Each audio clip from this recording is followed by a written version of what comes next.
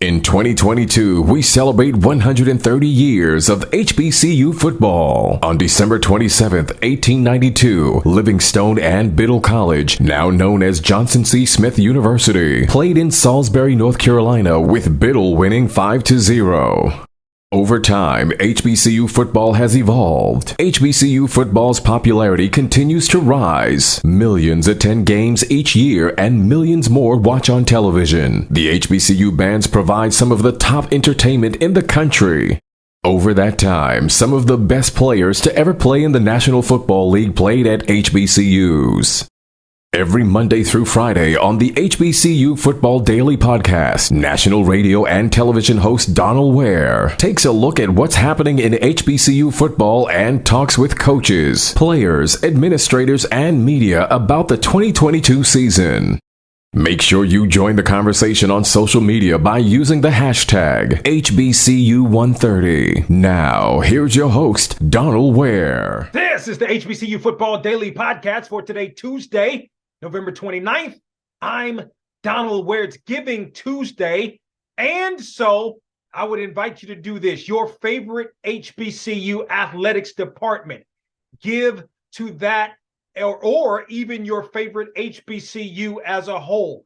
Give to that HBCU. Give to that HBCU now. It's a tax write-off. It's Giving Tuesday. And, of course, the schools can use the financial assistance. It was something I was just thinking about that, even in the nonprofit world, a lot of times you'll have structure. And I've looked at this at some of the bigger schools will structure their athletics department, particularly in the development arena, the same way as some nonprofits will. And so I say that to say that a lot of times our money is good. Some of it's going to come from sponsorships, but a lot of it is going to come from our pockets as donors, as graduates, etc. of HBCUs. And I'm talking specifically because the universities as a whole, a lot of times are going to get a lot of funding, maybe not the athletics departments so much, particularly as I mentioned in the HBCU world, whether it's Division I FCS, Division II NAIA, etc. These are more so, the athletics are more so part of the marketing of the university as a whole, opposed to going out and getting sponsors and making true money in that manner. So on this Giving Tuesday, give to whether it's your school, whether it's the school that you support from an athletic standpoint, from an academic standpoint, from whatever the standpoint it may be, give to your HBCU today on this Giving Tuesday. So, listen, I had a chance to be on the SWAC call. It was Eric Dooley, the head football coach at Southern, Deion Sanders, the head football coach at Jackson State, and Dr. Charles McClelland, the commissioner of the SWAC. Obviously Eric Dooley talked about the win over Southern, being able to get to this point. And I don't know many coaches that in back-to-back seasons have led their teams to respective conference championships, having been on, in this respect, Prairie View A&M in 2021, and of course Southern now in 2022. And that is a great accomplishment because Southern, a lot of the players from last year wasn't great. It was okay. It was actually pretty decent. But if I remember correctly, but at the end of the day, he's made it so that Southern is in the SWAC championship game. I think it's going to be an uphill battle against Jackson State, but nonetheless, they're there. Anything can happen. It's going to be on the road, but we know Southern brings a great crowd, and so Eric Dooley talked about that on the call on yesterday, and then Deion Sanders talked about having great respect for Eric Dooley and for his coaching staff, but he says we want to go out and dominate in this football game. He's not even thinking about the Celebration Bowl. He wants to go out and concentrate on this game. Talked about the tremendous focus. He also talked about the report of him being offered the job at Colorado. A lot of times when these reports come out, they are reports, but a lot of times they are true. He said, listen, it's true. I've been offered the job at Colorado, but I've been offered other jobs as well. Of course, he mentioned totally focusing on the task at hand, which was the SWAC championship game. I'm going to say this, and I've been thinking this and knowing this for quite some time. I've had Dr. Charles McClelland on my program or on Box to Row, maybe going back 2000, maybe 2019, I think. It was the last time I was at the SWAC Media Day and had a chance to talk with him at that time. And I'm going to tell you what, the biggest star in HBCU sports is Dr. Charles McClelland. The vision that he has for the SWAC is absolutely tremendous.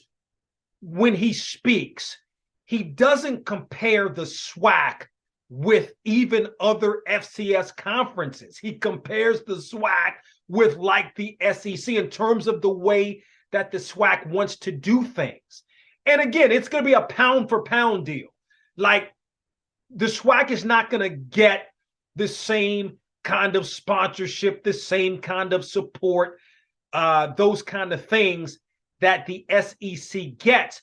But if you model yourself by what the SEC does and then use it as a pound for pound model, I mean, it's tremendous. I mean, I don't think there's any doubt that the SWAC, where it is amongst other FCS conferences, is at the top when you're talking about attendance, when you're talking about vision, when you're talking about financial, the way that it is financially. He really spoke about the fact that the SWAC is able to give serious money. So that's what happens. You get these, deals with the TVs, networks, ESPN, etc. He mentioned the partnership with HBCU Go. You get those financial revenues, and then you're able to give those monies back to the schools, right? And that's a conference model. I mean, you can look at the ACC, you can look at the SEC. They get these big deals. You get the revenues that come in, and then the money is split amongst all of the schools. Just like if you're doing we look at the men's basketball tournament. The farther you go, the money comes back, is split amongst the schools. It's the same kind of thing. But he talks and compares the SWAC to other FBS conferences, and specifically Power 5. He talked about the partnership with the Pac-12. And, I think to really advance HBCU sports, the SWAC, more so in this instance, but in HBCU sports, we have to talk like that. We have to talk like we're on the level with Power 5 conferences, etc. Because if you're not talking that way, then you're not saying a lot. And the people you're looking to get money from or to support you, they may support you, but maybe not on the level that you feel like you should be supported. By the way, he also mentioned we know our worth. He said, we know our worth. We know what we're worth. And if you want us, this is what it's going to cost you. He's talking dollars and cents as a CEO of a business. And it is phenomenal. It is refreshing.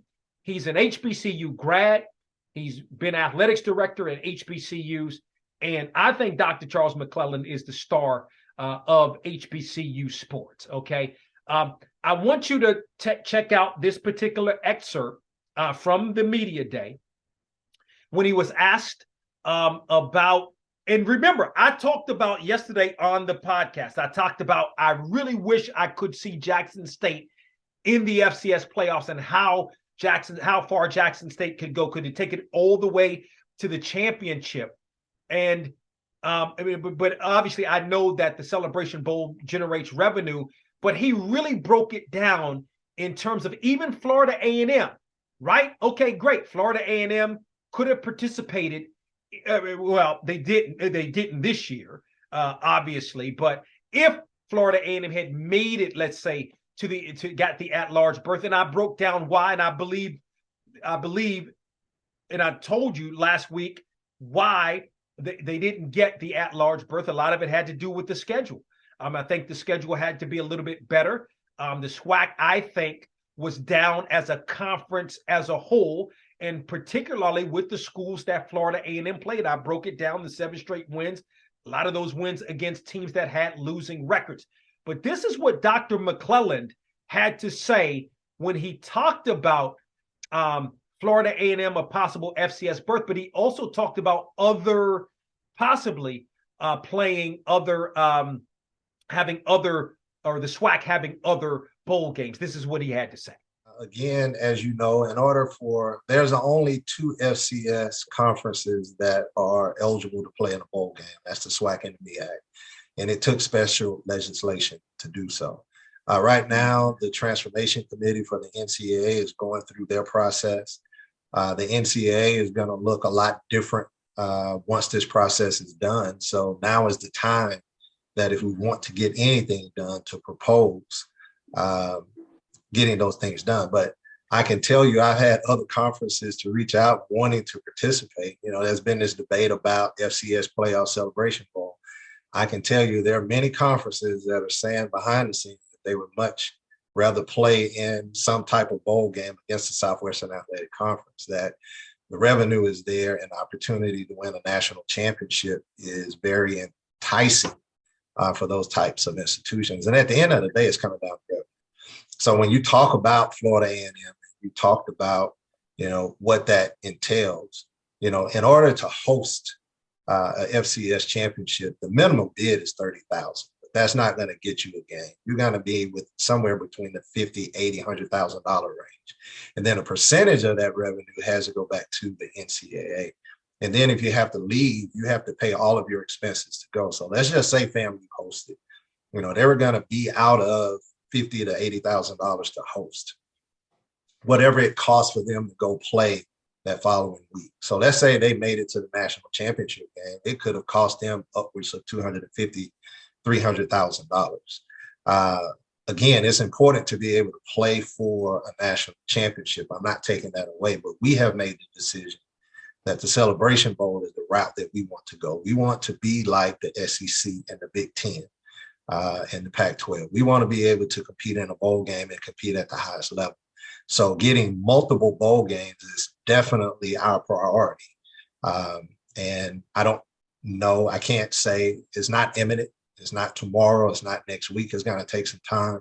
But in this new structure of the NCAA, I can tell you 100% we are in the middle of it. We have a voice, and we will continue to exert our voice to be able to move our agenda forward and try to get some of the things that we would like to have. So that's, I mean, he broke it down. So he said, listen, upwards of $250,000 it would cost to participate in the FCS playoffs. And when you look at it from that perspective, it makes obvious sense why. I mean, that of course is part of it is hosting. Because as he mentioned, I mean, yeah, the minimum to host is $30,000, but you're looking at $50,000, $80,000, $100,000 to host a game. Can you make that money back? That's the question.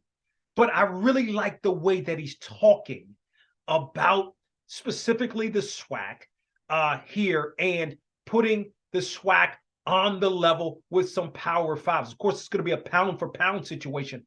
But that's what it's got to be about when we're talking about advancing HBCU sports and getting to another level, okay? And, you know, listen, I've said this before. I think the MEAC is financially solvent. Even with you can look at the only six football playing institutions, 8 as a whole, looking at expansion. I mean, even if you look at the Division II level, I think the CIAA, especially with its tournament, the basketball tournament, is big. Even the SIAC has a lot of support. I mean, you look at the SIAC. I mean, the SIAC, in a lot of respects, is equivalent to the SWAC on the Division II level in terms of attendance and things of that nature. I mean, we talked about that Tuskegee homecoming game, had 37,000 people. My goodness. I mean, even if you look at the Fountain City Classic, Albany State and Fort Valley State, I think it was like, what, 27,000? So, you know, you look at it sort of on that level. But I think Dr. McClelland is the star when you're talking about HBCU sports. So those are my 2 cents for Takeaway Tuesday here on the HBCU Football Daily Podcast. Don't forget to tell a couple of friends about the HBCU Football Daily Podcast, where you can find us on our website at boxtorow.com, also on iHeartMedia.com, or wherever you get your podcasts, and you can watch on the Box to Row YouTube page. Have a great rest of your Tuesday. We hope you enjoyed this episode of the HBCU Football Daily Podcast. You can also listen to the podcast at boxtorow.com, iHeartMedia, or wherever you get your podcasts. Don't forget to get your HBCU football fix on Box to Row with Donal Ware each weekend on the radio station near you, and on SiriusXM on HBCU, Channel 142, and on ESPNU Radio on SiriusXM, Channel 84. Follow us on Twitter and Instagram at Box to Row for the latest in HBCU football, and don't forget to tell a friend.